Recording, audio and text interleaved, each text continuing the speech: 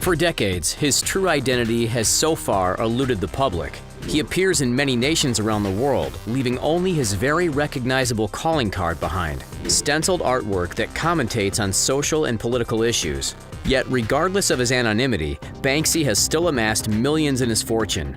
Today, we're going to explore how valuable his work is, such as the multi-million-dollar pieces sold at auction and the amazing amusement park, as well as the many charity organizations and good causes that the elusive artist has donated cash to. We'll also examine what his real identity could be. So let's get started.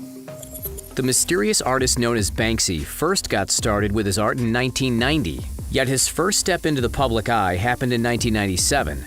That was when he created the mural called The Mild Mild West. However, massive pieces like this took a lot of time when done freehand, which was a problem since what Banksy was doing was technically vandalism. By 2000, Banksy began using stencils to speed up his work. Beyond being an artist, Banksy was also a goalkeeper for the football/soccer team Easton Cowboys and Cowgirls, even going on tour with the club to Mexico in 2001. The team even held a number of events to raise money for various causes. In 2002, Banksy had his first Los Angeles art exhibition. Since then, Banksy has created pieces that focus on social and political issues around the world. His work has popped up in many countries all over the world. He's even created books and films.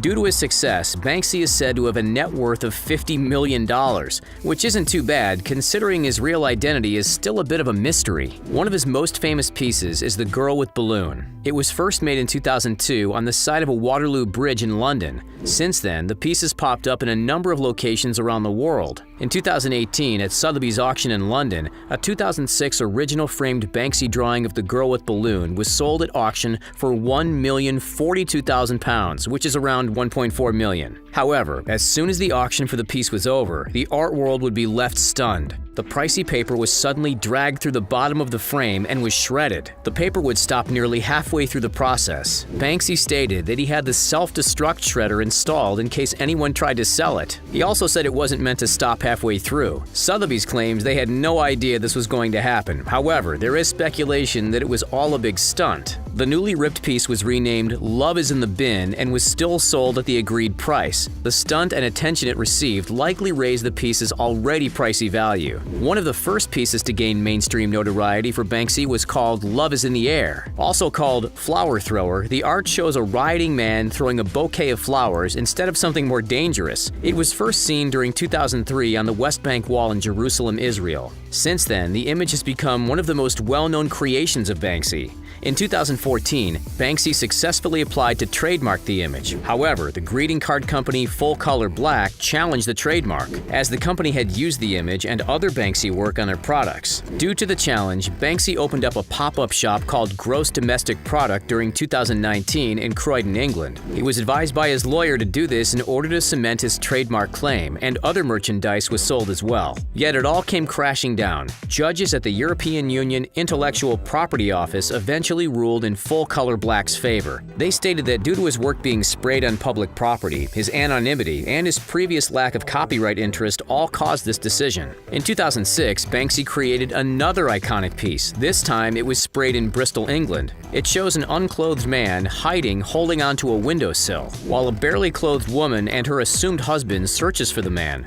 This piece was brilliantly called Well Hung Lover. The local council ran a poll on whether the artwork should be removed or stay where it was. 93% of voters stated it should stay. However, some people aren't fans of democracy and strongly disagreed with the decision. So in 2009, an unknown person fired blue paintballs at the art. The council then hired a restoration crew to help get it back to its former glory. While most of the blue paint was removed, some remained as it would have ruined the original piece. Then in 2018, black spray paint was used to deface the work once again, mostly with crudely written words littering the wall. They even covered the unclothed man's legs in paint. In 2009, Banksy stepped away from stenciling on buildings to paint a stunning oil canvas called Devolved Parliament. The satirical art pokes fun at the UK government by comparing the politicians to primates while they debate in the House of Commons. In 2019, the canvas was put up for auction at Sotheby's London. It had an estimate of, at most, $2.5 million. In the end, the sale price blew the estimate out of the water. It sold for a massive $12.1 million, far surpassing Banksy's previous biggest sale price at auction. The previous top seller was in 2008.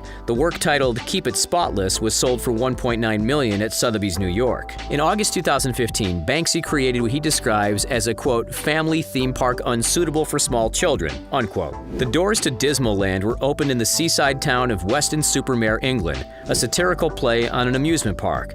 This bemusement park featured loads of artwork from Banksy and other selected artists, such as Damien Hirst. By the end of September 2015, the doors to Dismaland were closed. The material was sent to Calais, France to be used in constructing shelters for migrants. The Dismaland park was a big success with around 150,000 visitors during its short life. With tickets going for £3, this means an income of at least £450,000 or $600,000. That's not taking into account the income from the coin-operated sculptures. Dismaland even boosted Weston's economy. It's believed it could help boost their finances by £20 million, which is nearly $27 million.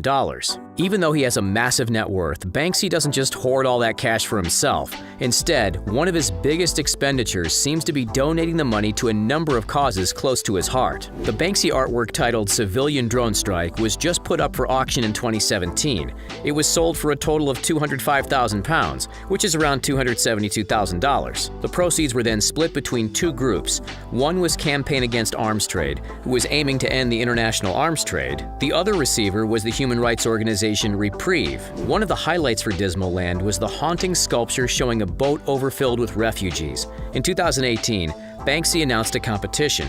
Whoever guessed closest to the actual weight could win it. The sculpture was displayed at the Help Refugees shop during the event. In order to take part, people had to make a small donation of £2, or around $2.70 to the charity Choose Love. During 2019, Banksy decided to help the homeless community in Bristol, England. After releasing a new piece of artwork in Birmingham featuring a homeless man on a bench and two reindeer sprayed onto a wall, Banksy announced the creation of merchandise, all the proceeds of which will be split between a number of groups, such as the Wild Goose, 1625 Independent People, Feed the Homeless Bristol, and Somewhere to Go. In 2014, a stenciled mural appeared on a doorway next to the Broad Plain Working with Young People Club in Bristol, England. Titled Mobile Lovers, the image shows a man and a woman embracing, yet looking at their mobile phones behind each other's back. When he arrived to open the youth club, Dennis Stinchcombe was greeted with surprise. Because he suspected it was created by Banksy, he moved the mural inside to stop it from getting stolen. Stinchcombe then put Mobile Lovers on display and asked for donations from art lovers for the club's operating costs. However, the local council weren't happy with this. They argued that the mural was made on public property.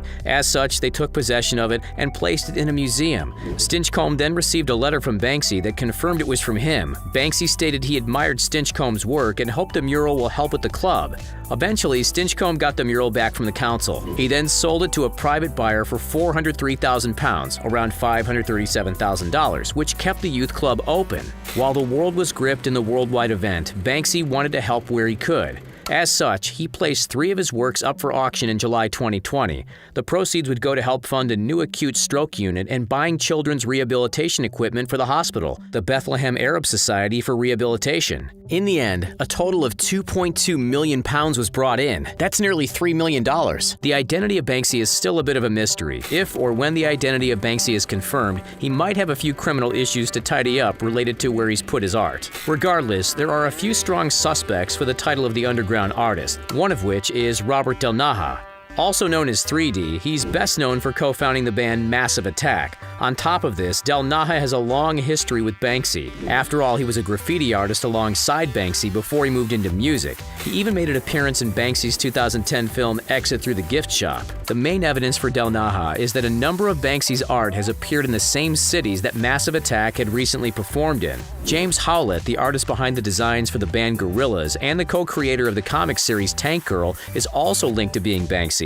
The main evidence for Howlett stems from a bit of science. An unnamed forensic expert examined all the companies that were related to Banksy in one form or another. They found that Howlett's name would often come up when exploring them. The experts stated that either Howlett is Banksy or he just happens to own a lot of Banksy's artwork. On top of this, the music videos for Gorillaz' song Tomorrow Comes Today features a number of Banksy pieces, which has certainly raised a few eyebrows. Many British adults will remember growing up watching Neil Buchanan gracing the TV screens during Art Attack. The former heavy metal performer with the band Marseille is another possible contender for Banksy. After all, he was known for his elaborate art while on the show. Social media users claimed Banksy's artwork was in the same locations that Marseille performed in. However, Buchanan's team quickly shut down these rumors. Finally, we have the man who's most commonly believed to be Banksy, Robin Gunningham. In 2016, scientists from the Queen Mary University of London claimed to have uncovered the real Banksy. They used statistical geographical profiling to tag all the locations where Banksy has been and addresses that Gunningham has lived in.